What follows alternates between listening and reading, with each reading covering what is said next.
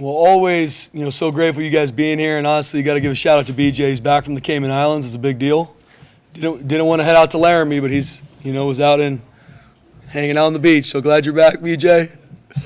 But no, guys, and hopefully not just on Thanksgiving week, but just a heart of gratitude is such a big deal, and it's something that I always focus on a lot. And I open up my press conferences because I give Jesus all the glory. I know that's the only reason I'm here. I'm so thankful that he put me in this seat.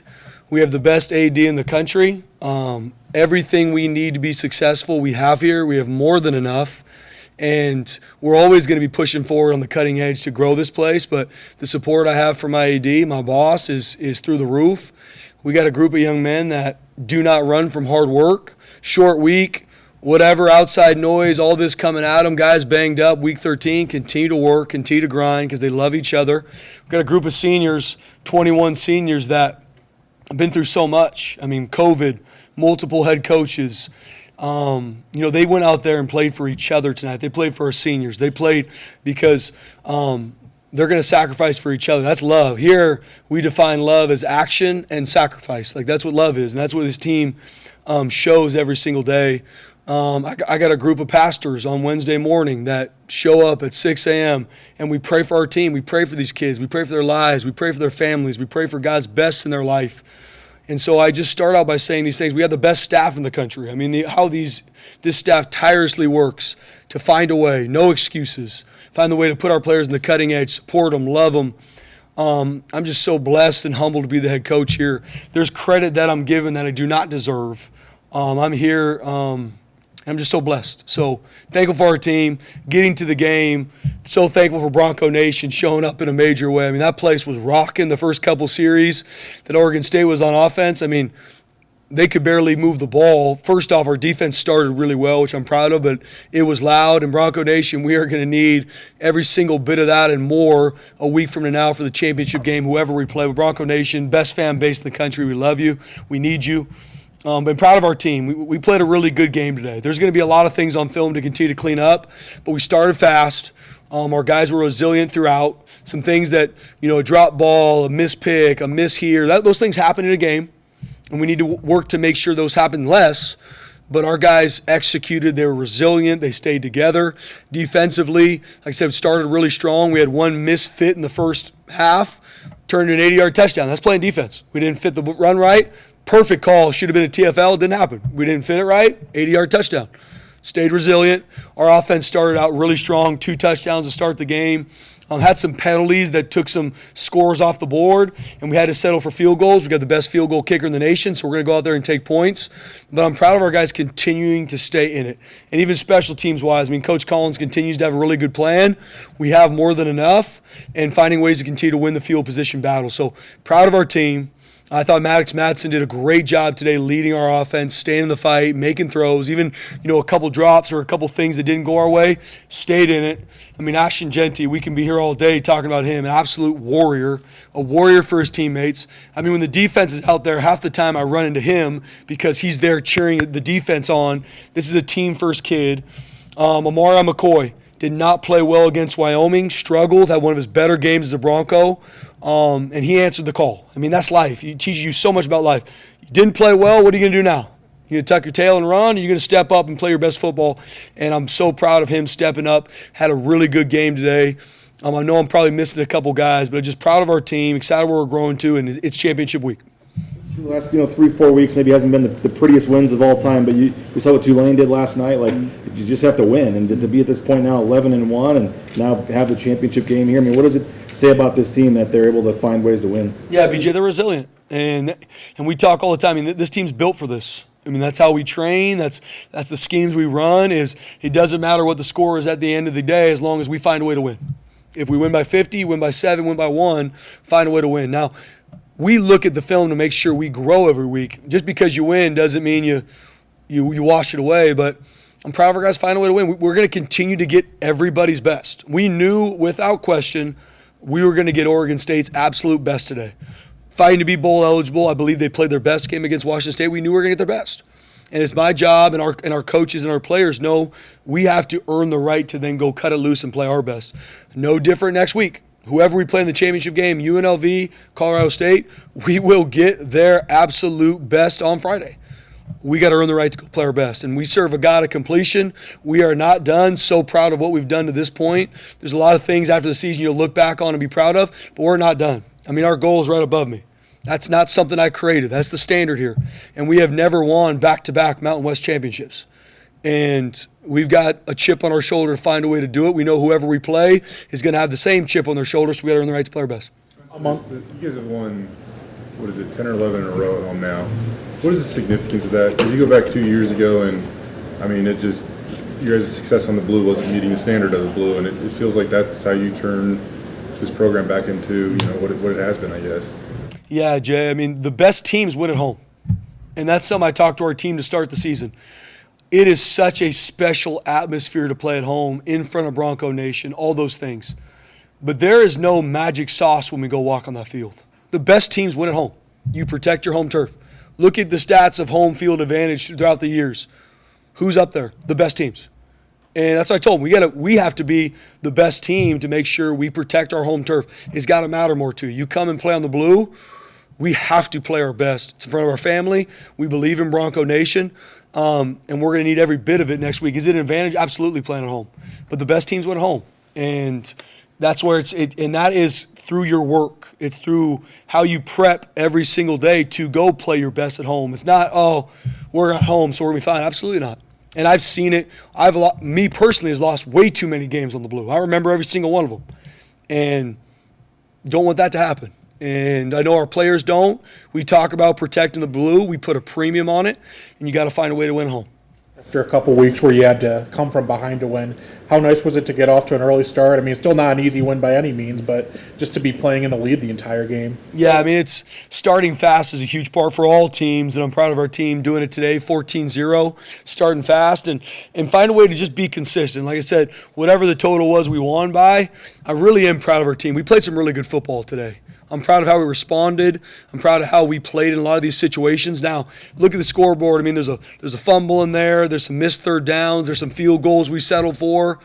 And that's why the margin wasn't there. But we played some good football tonight. There's still a lot to clean up. There's a lot of things to get fixed. But we took a step as a program today, and we're going to need to take another big one this week. I think among one of your many sayings that we hear you say a lot is it's tough to win. How tough is it to do it 10 times in a row? It's hard, man. It's hard to win. And it's something we will celebrate every single one of the wins. We will learn from every single win, but it's hard to win. And you look across college football, especially in the month of November, crazy things happen. And especially the situation we're in, we're going to get everybody's best. Now as you go into a championship game, I mean, both sides know what it is. It's put the ball down, and you got 60 minutes or overtime to find a way to go win a championship. And we've been in multiple situations in my time here where we've won a championship, and the next year we've come up short. We got to earn the right to make sure that doesn't happen again. After Genty had the fumble and they have the 87-yard touchdown on the next play, less than 2 minutes left till half for you guys to come down and get that touchdown right before half and go up 14 to the break. How big was that? Yeah, BJ, I mean, that's football. I mean, we're up 14-0. All things are pointing towards us to go up 21-0. Didn't happen. Fumbled the ball. 83-yard touchdown run, I think either the next play or second play. And here we go. It's a one-score game all of a sudden. That's football. Now, we got obviously there's some things to fix to make sure that doesn't happen. That's football. No different. We've been in games where we're down 2 scores to start, and we find a way to crawl back. It's football, man. We play really good teams. We're going to play really good coaches. And that 2-minute drive to end that first half, we talk about winning the middle 8 a lot, which is the last 4 minutes in the second, the first 4 minutes of the third. And our team did that. We scored that touchdown drive, and our defense came out to start the second half and went 3-and-out. And so proud of our guy. We won a lot of those situations today that directly correlate to winning games. One of the ones we did not was the turnover margin. But I'm proud of our guys. We won in third downs. There's a lot of stats that correlate to us winning football games, and I'm proud of our guys being resilient. Obviously, you talked to Ahmed before you got in here. I'm not sure how much you heard, but he almost got emotional talking about how much this program has meant to him. Mm-hmm. What do guys like him? What have they meant to the program from your perspective? Oh man, you guys are gonna get me starting crying here soon. Those 21 seniors, Ahmed being one of them. I mean, they're leaving a legacy here. We talk about legacy a lot. I talked about legacy to the team on Thursday. And that's a long-lasting impact because of your actions. And that's what these seniors are leaving. And they're not done. Their legacy is still being written. And it's not just their actions on the field. The actions that these guys have all year long, the standards they have here. No different we have recruits on campus. I tell them, like, this is the standard here. And it isn't because the coaches pointed out. It's because that's player-led. That's an Ahmed Hossein. That's a Mike Callahan. It's a Ben Dooley that will be the one that if you come in our building in a team meeting, your hood's on, not happening. Like, you walk on that practice field, no. Players aren't going to let that happen. That's the legacy that these young men are leaving, and it's not done yet. And the impact they've had on me, the impact they've had on the freshmen here that are going to be seniors down the road, I mean, it's going to last a lifetime. And the legacy they leave here, but most important for me is, and you know, they are going to be world changers in life. And I told every single one of them on senior day, I said, God has an amazing plan for your life. Never settle for less. And I'm just so proud of them, the legacy they've left, and we're not done yet. Have you shed any tears today yet? Oh, yeah. It's been an emotional day for me, man. I love these kids, and yeah. We've talked a lot about the workload that Ashton's getting, 37 more carries today. Just how tough does someone have to be to just take hit after hit after hit after hit like that and just keep coming back for more? He's an absolute warrior. And I could also tell you this, after the game when I ran the locker room, he picked me up with one arm, and he still had some in the tank. I mean, he's an absolute warrior. But that isn't, yes, I mean, Ashton Genty's built different, but that's how he trains. Come in and watch him in the training room. I mean, this man lives in the training room to get his body to be able to do this week in, week out, and that's very uncommon. There's not many people on this planet that can do what Ashton Genty does on and off the field. And he's an absolute warrior. He's the best football player in the country, and he's our team leader. You kind of touched on it before, Spencer. 34 points, it was a fumble, settling for field goals. It sounds like you kind of feel like there were points left on that field today because of widening that margin. Yeah, absolutely. I mean, to BJ's point, I mean, we're 14-0 going to score. That's why turnovers are such a huge key to winning football games. Lost the turnover there and scoring touchdowns in the red zone. Another huge stat. We settled for 2 field goals, which proud of our guys coming with points. But if that's 14 instead of 6, it's a different football game.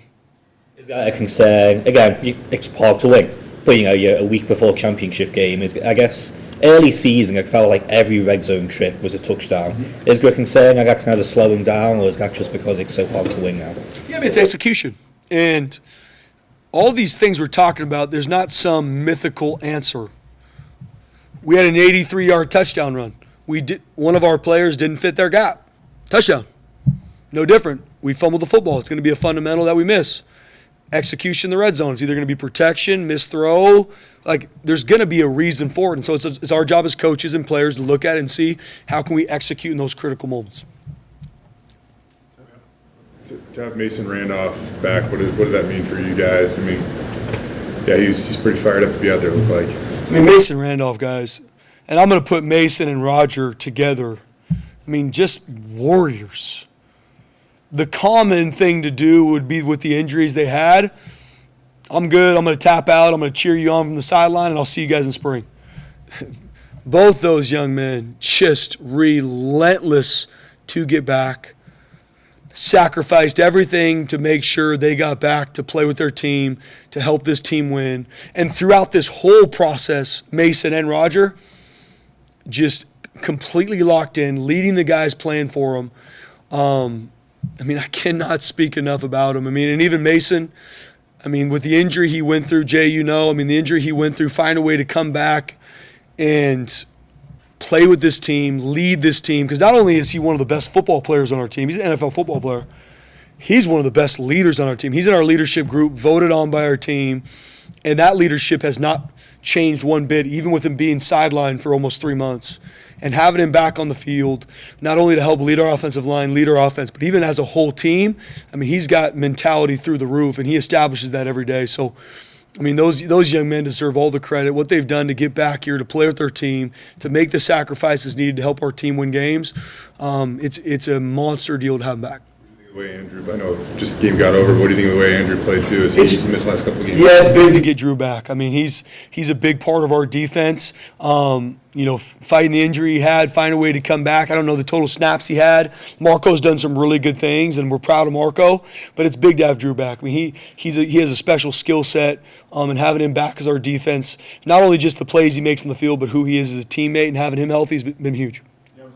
Of a season, but one to go. I mean, you're not there yet. What's just it's all come to this point now where it's so close, but yet the job's not finished. Yeah, I mean it's college football, and no matter what, no one remembers what happens prior to each game. Doesn't matter. First off, regular season games, if you won 8 and then you lose one, everyone's going to talk about the loss. But even more importantly, to your point, BJ, I mean, it's a championship game. Everything we've done to this point is to get us here. And now it's whoever we play, it's 60 minutes, who wants it more? And it's all chips on the table for both sides. It's not going to be one of those games to see like, well, is the other team motivated? It's a championship game. I mean, it's all chips on the table for everybody. Put the ball down, let's go to work. Once you get to that moment, the championship game in the postseason, is there any different feeling, or is that kind of just all outside noise? Yeah, it's still our prep. It's still 1 week at a time. Now, it's all chips on the table, but it's been all chips on the table for us week in and week out. I mean, I tell you guys, we've been in playoff mentality since week 2. And our guys continue to find a way to prep, to earn the right to play our best. We got to do that this week, and we got to do it even better. It's championship week. Now it's my focus as the head coach to make sure, hey, it doesn't mean you got to go put your Superman cape on. It doesn't mean whoever's the most hyped. No. It's execution. We got to go in and have our best plan as coaches, and we got to make sure our players are locked in, focused to go cut loose. At the end of the second quarter there, you guys were threatening to go up 21-0, and with under 2 minutes to go in the first half, you guys find it a 7-point game with Oregon State getting the ball to start the second half. I mean, that was kind of if there was a hairy moment in the game, it kind of felt like one right there. Maddox goes 5 of 6 for 69 yards and a score, and his only incompletion was the drop touchdown in the end zone. How big was that drive and that response by Maddox there when you guys needed it? Yeah, I mean, it was a huge answer by our offense and especially Maddox. I mean, I think he played a really good game tonight. Very smart with the football, made the throws, took off when he needed to, had a big third down run, the touchdown run late in the game. But especially that drive, I mean, to your point, everything's feeling like it's going up 21-0. Didn't happen. It's 14-0, 80-yard touchdown run. All of a sudden, one-score game with Oregon State getting the ball to start the third quarter. And our offense in the 2-minute drive, super efficient. I mean, right play calls, right reads by Maddox, and drove down to score. I mean, huge play in that game.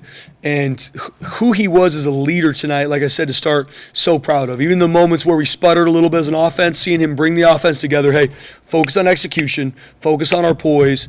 And he was that way tonight. He modeled that for our team.